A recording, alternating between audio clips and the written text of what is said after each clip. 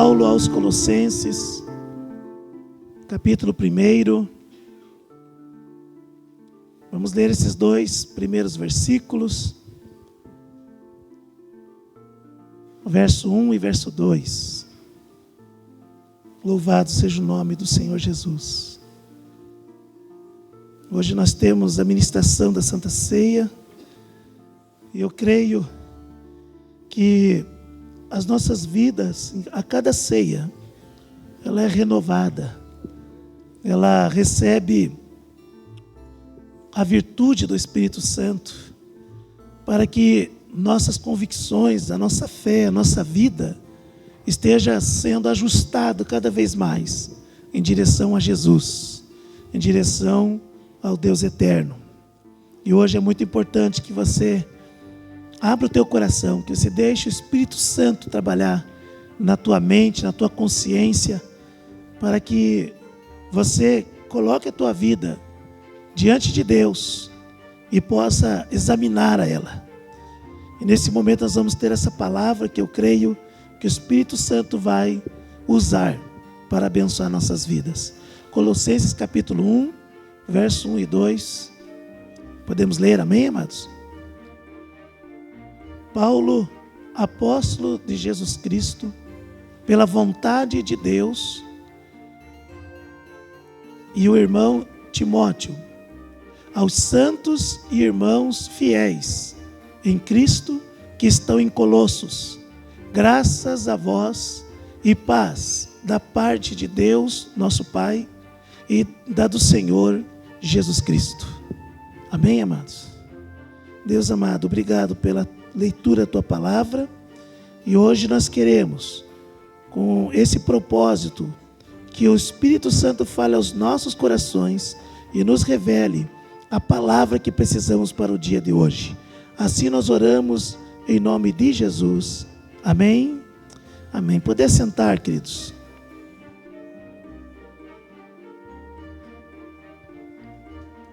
Nessas próximas semanas, mais ou menos 6 semanas, nós vamos estar falando com o tema da carta de Paulo aos Colossenses.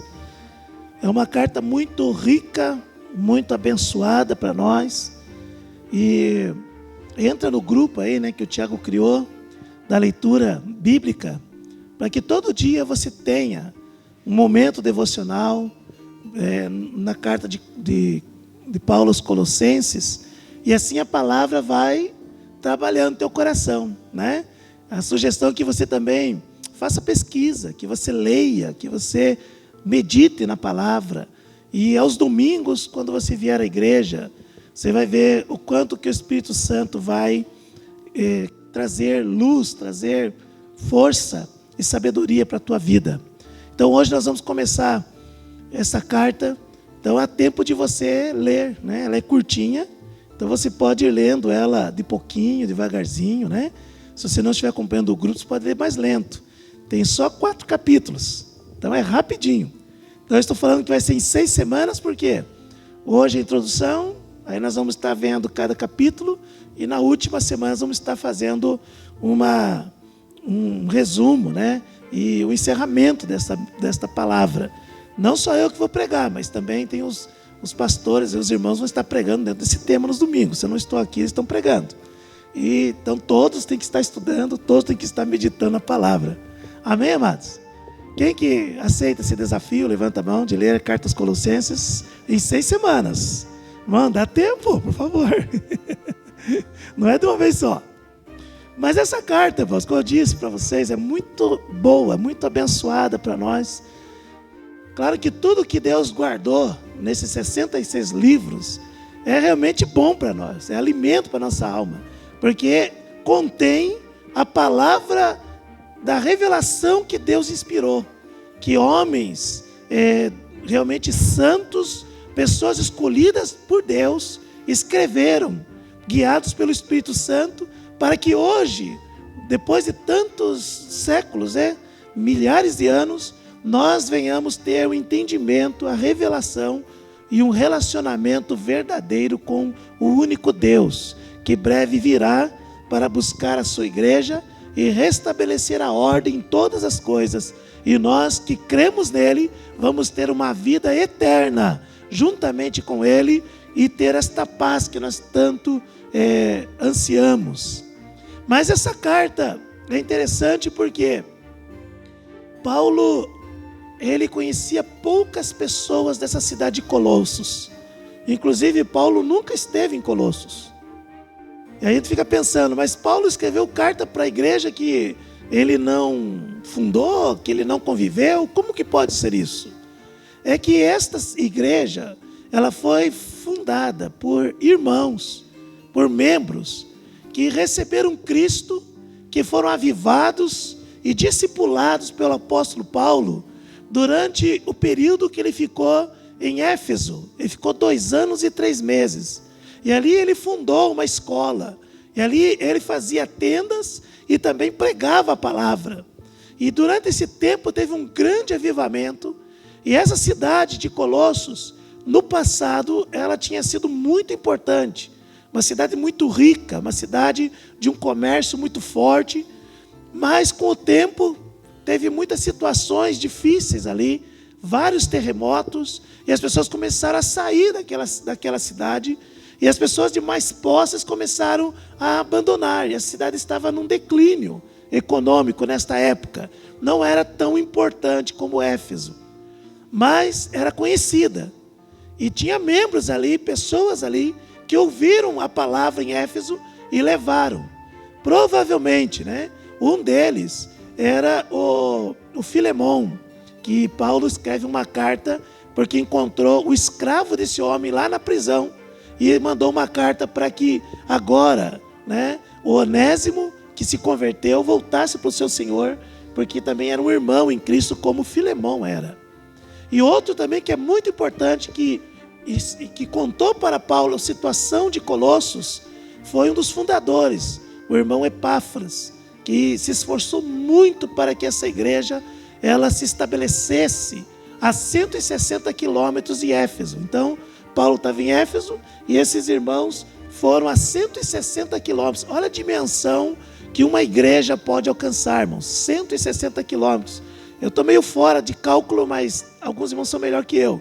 Dá o quê? Daqui Castro, É isso, Gilson? Daqui Castro, mais ou menos? Por aí, ao alcance do Evangelho. Então, amados, vai muito longe quando o Evangelho entra numa cidade e quando tem um avivamento, as pessoas começam a espalhar o Evangelho. Isso foi o que aconteceu.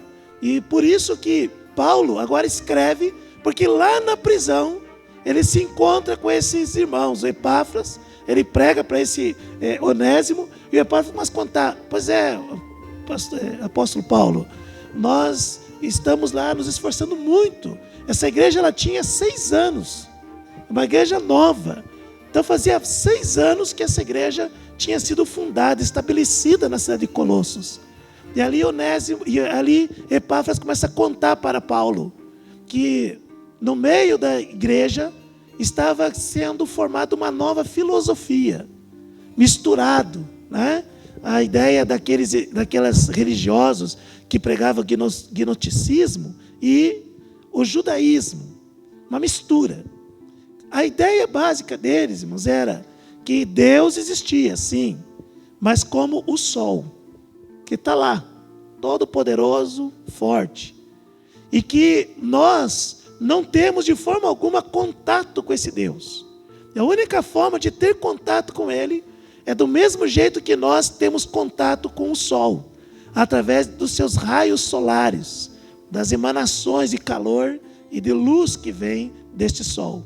Então, para eles, Deus estava muito distante.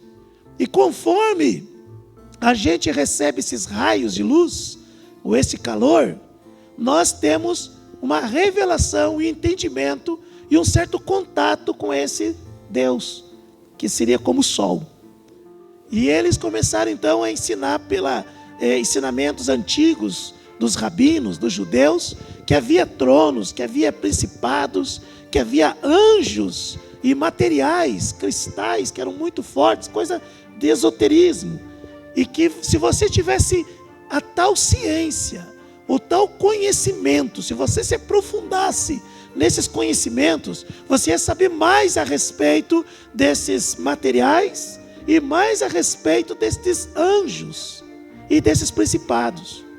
Era o tal conhecimento oculto, que as pessoas, elas ansiavam em ter esses conhecimentos para poder ter contato com o sobrenatural, no caso aqui Deus.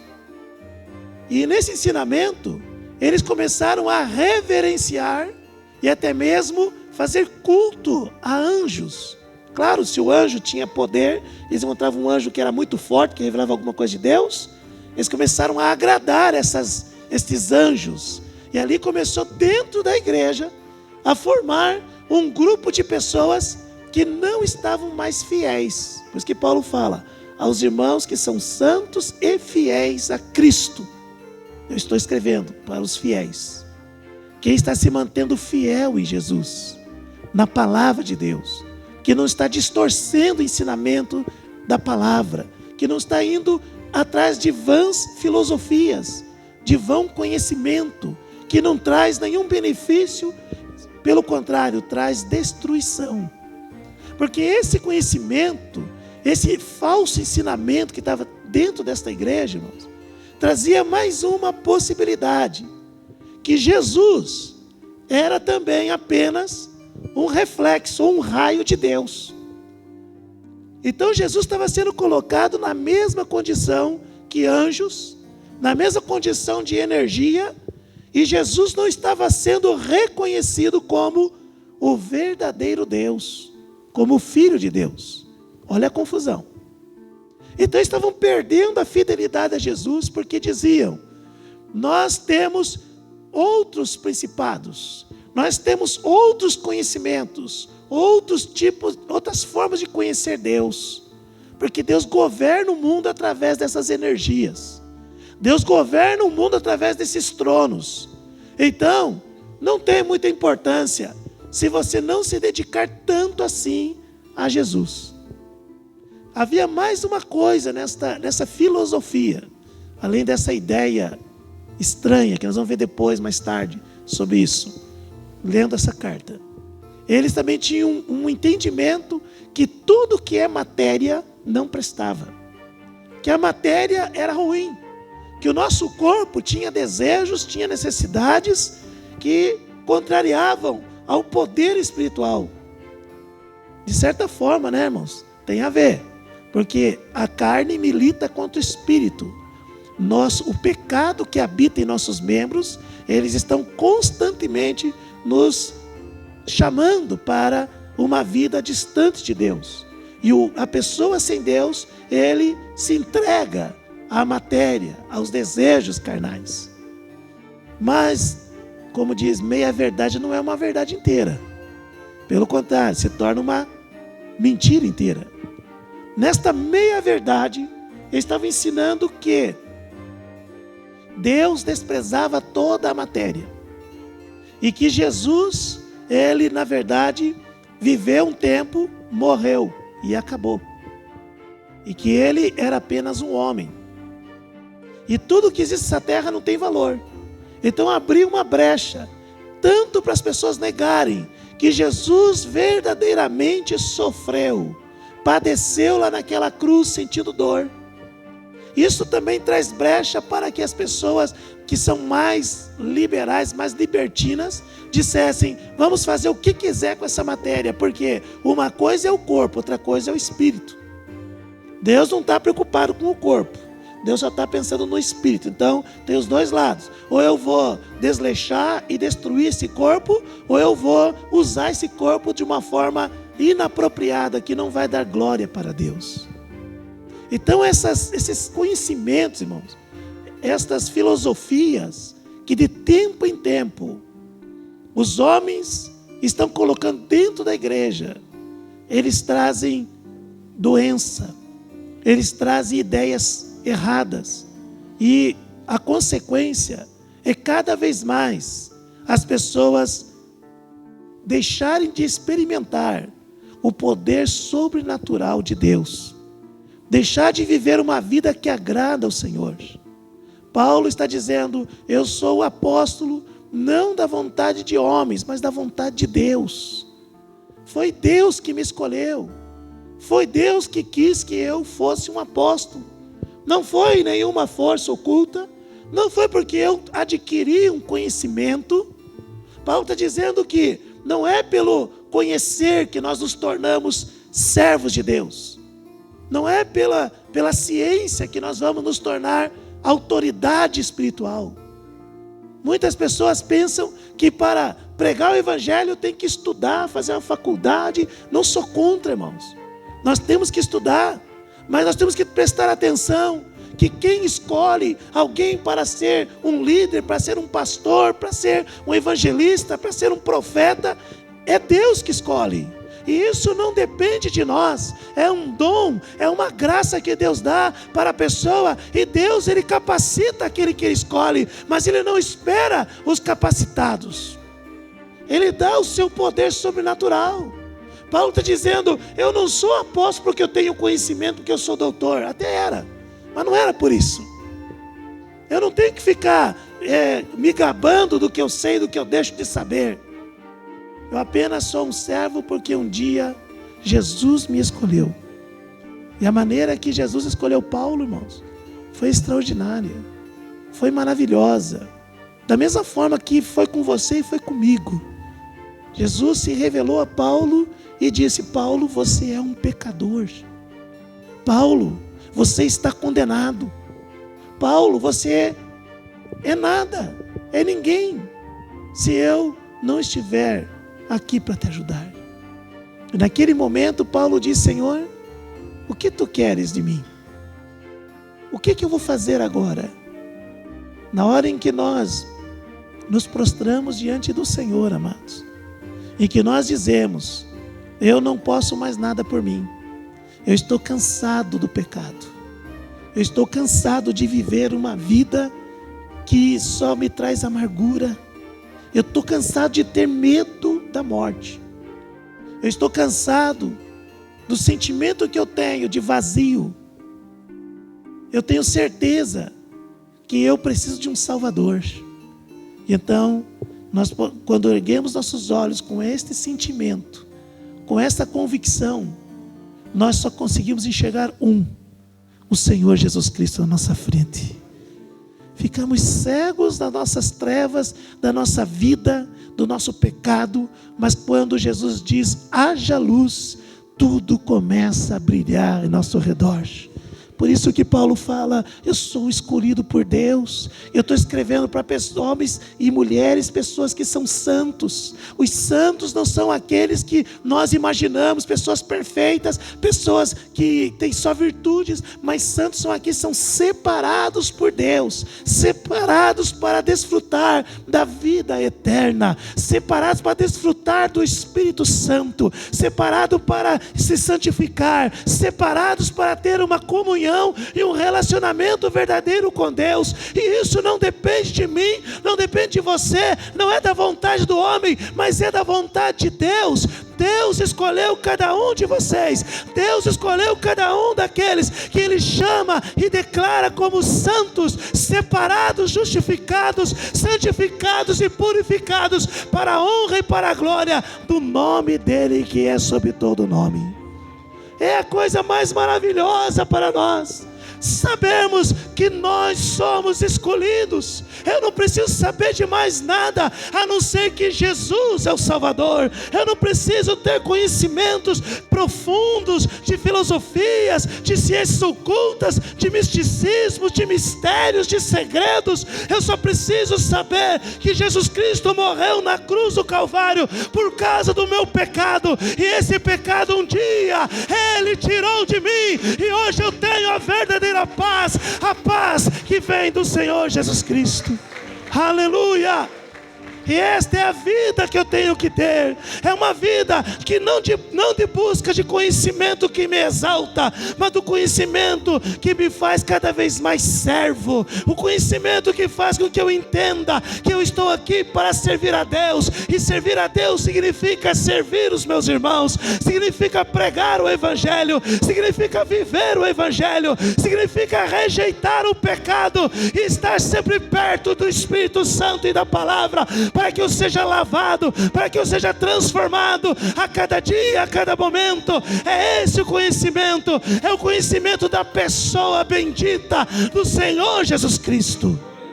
Muitos procuram conhecimentos de letras, muitos procuram conhecimentos de coisas assim palpáveis, mas nós procuramos conhecimento do invisível. Nós procuramos o conhecimento de uma pessoa que se nega a ser representado por uma estátua, uma pessoa que se nega a ser representado por um objeto, mas que no seu divino propósito, seu eterno propósito, ele decidiu ser conhecido e se revelar a nós numa matéria. Aqueles homens diziam que matéria não prestava, mas Deus falou: eu vou me representar numa matéria, mas não uma matéria criada por mãos de homens. Eu vou me representar numa matéria que eu mesmo um dia criei, que eu fiz ali e soprei o meu espírito. Eu vou me revelar como eu sou, o Deus eterno, o sol inacessível, não com raios solares, mas eu mesmo vou vir em forma de homem. Aleluias. Jesus Cristo é o Deus representado. Se nós vemos Jesus, nós vemos Deus. Jesus disse para Filipe: eu estou convosco tanto tempo e ainda não me conheceis? Eu e o Pai somos um. Ninguém viu o Pai a não ser o Filho, e todo aquele que vê o Filho consegue ver o Pai, a quem o Filho quer revelar. Então o Senhor Jesus, Ele tem se revelado a nós nesses últimos tempos, mostrando que Ele é uma pessoa, mostrando que Ele tem sentimentos, mostrando que Ele é santo, mostrando que Ele é verdadeiro, mostrando na nossa vida que Ele é o nosso Salvador e não há outro. Se você quer conhecer Deus, você tem que conhecer Jesus. Ele é o caminho, Ele é a verdade, Ele é a vida. Ninguém vai chegar ao Pai a não ser através de Jesus. Se tirar Jesus do trono, se tirar Jesus da Trindade, se tirar Jesus do lugar onde Ele é devido, nós não temos nenhuma esperança, apenas temos as trevas dos ocultismos e dos misticismos e das religiões. Porque seguir Jesus não é ter uma religião. Seguir Jesus é conhecer o verdadeiro Deus, é ser discípulo, é ser transformado de fé em fé, de glória em glória. Nós vamos aprendendo, nós vamos sendo santificados.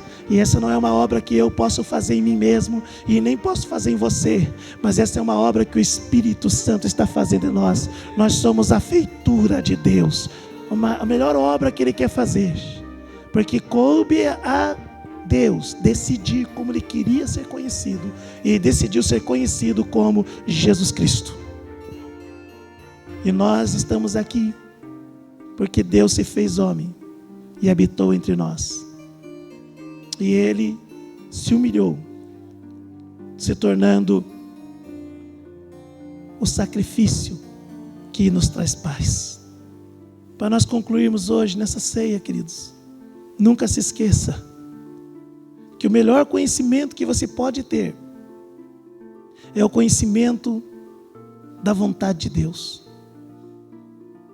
Porque muitos, como os colossenses, se enveredam a filosofias vãs, se enveredam a pensamentos humanos e tornam as coisas sagradas como coisas comuns, tornam as coisas que são santas como uma coisa vil, e perdem o caminho, e perdem a fé, e não entendem o que é a igreja. A igreja, ela é a nova criação de Deus. Da mesma forma que Cristo estava em Deus, sendo Ele Deus, quando criou o universo, antes de criar o universo, essa terra, Ele criou os seres angelicais. Ele, da mesma forma agora, tendo sido o primeiro a ressuscitar e ter uma vida eterna, porque antes de Cristo outras pessoas haviam ressuscitado. Tem textos que nem lá, quando um homem cai na sepultura do profeta Eliseu, ele ressuscita. Tem os meninos que Elias e Eliseu ressuscitaram. Teve pessoas que no dia que Jesus morreu, e saíram dos sepulcros e andaram na cidade. Teve Lázaro. Mas todos estes que antes ressuscitaram, irmãos, eles apenas voltaram numa matéria para continuar e acabaram morrendo, porque só terminaram um curso de vida, o primeiro estágio. Mas Jesus é o primogênito dos ressuscitados, que jamais morrerão, porque não é continuação desta vida, não é a continuação desta vida, mas é uma nova vida, é uma vida eterna. Então Cristo é o primogênito daqueles que morreram e ressuscitaram. E da mesma forma que Ele criou todas as coisas, antes que tudo existisse, Ele disse para Pedro: sobre essa pedra, que eu sou o Filho de Deus, eu vou edificar a minha igreja. Igreja é a nova criação de Jesus. Igreja é a reunião daqueles que vão ter vida eterna. Por isso que o mundo odeia a igreja, por isso que os filósofos odeiam a igreja, por isso que os teólogos de internet odeiam a igreja, por isso que as pessoas que querem continuar no pecado odeiam a igreja, e falam mal de pastor, e falam mal da igreja, e não aceita, e não quer, e diz que não pode fazer isso, não pode fazer aquilo dentro da igreja. Mas no mundo pode tudo. As pessoas aceitam a podridão, o inferno que está aí neste mundo, mas criticam a igreja, porque a igreja não é mais desse mundo, mas a igreja é aquela que vai tomar o lugar e que vai ter a eternidade, porque nós fazemos parte daqueles que são filhos de Deus, e o nosso primogênito chama-se Jesus Cristo, aquele que morreu mas ressuscitou e vivo está, e é a Ele que nós temos que olhar, e é para Ele que nós vamos seguir. Aleluia! Eu amo a igreja, irmãos. Eu amo a igreja, não porque eu sou pastor, não. Eu amo a igreja porque esta é a revelação que estava escondida. Este é o maior propósito de Deus, é trazer vida eterna. E aqueles que são salvos, eles olham para a igreja e amam também, e abraçam também, e vivem, e se submetem. Mas aqueles que não têm a vida eterna, eles detestam a igreja, eles se afastam da igreja, eles desviam, eles criticam, eles ficam com ódio da igreja, ódio de líderes, ódio de pastores. Mas você que é de Cristo, você ama cada vez mais. Como canta naquele hino, né? Quanto mais eu te vejo, mais eu te amo. Mais eu amo. Quanto mais eu vejo Cristo na igreja, mais eu amo. Mas eu amo essa vida. Mas eu amo este conhecimento. Mas eu amo essa experiência. Mas eu me apego à igreja. Mas eu venho para os cultos, mas eu tenho vontade de orar, mas eu quero estudar a Bíblia, mas eu quero me consagrar e aperfeiçoar, não por causa do meu eu, mas por causa de Cristo, Cristo que vive em mim. A nova vida. Por isso que Paulo escreve a esses irmãos, e vai ser maravilhoso se ler essa carta. Você não pode perder essa carta, você não pode deixar de ler essa carta, porque esta carta vai tratar disto, da supremacia de Cristo. Esta carta vai mostrar o falso ensino sendo desmascarado. E essa carta vai mostrar que realmente o que nós temos nessa nova vida é maravilhoso, amados. Então, quando nós lemos as Escrituras, nós entendemos e nós absorvemos a mensagem. Amados, o Espírito Santo trabalha na nossa vida. Não leia como qualquer coisa, qualquer livro, mas leia como sendo o que ela é. Ela é a revelação de Deus que nós temos aqui.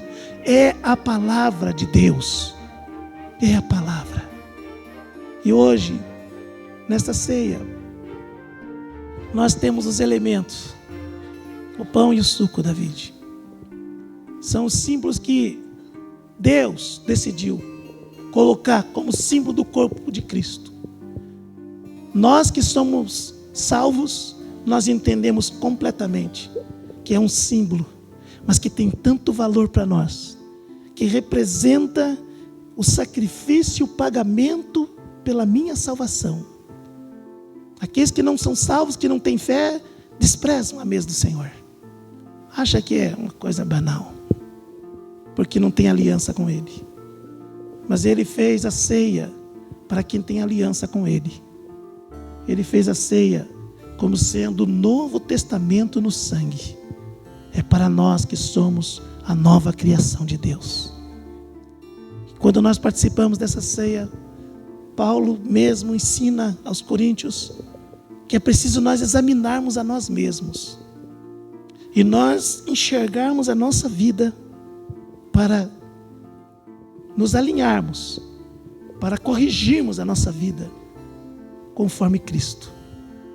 Portanto, aquele que come e bebe o pão e o cálice do Senhor indignamente, ele come e bebe para sua própria condenação, porque não está discernindo o que é a igreja, não está discernindo o que Cristo fez, ainda não discerne a diferença das coisas daqui da terra e das coisas celestiais.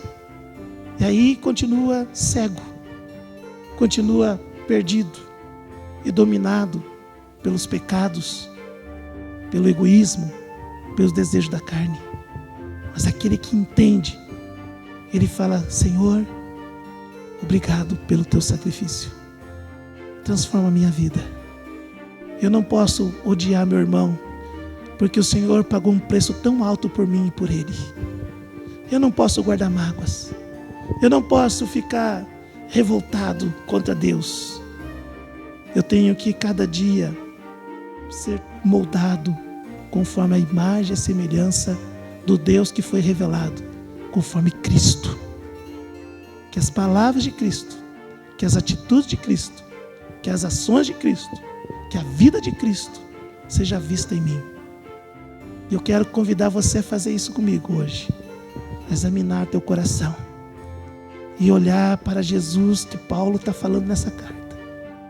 Aos santos, aos fiéis, aqueles que recebem a paz da parte de Deus e da parte do Senhor Jesus Cristo, o Deus revelado. Eu quero que você se coloque em pé agora em nome de Jesus. E baseado nesses 2 versículos, e baseado em tudo que nós já conhecemos de Deus, eu gostaria que você, se há no teu coração algo que está te prendendo ainda, não fala com Ele agora. Mas de forma alguma deixe de participar da ceia. De forma alguma rejeite o que Cristo está te dando. Mas se você precisar hoje pedir perdão e se humilhar, faça isso, para que você tenha essa experiência verdadeira com Deus.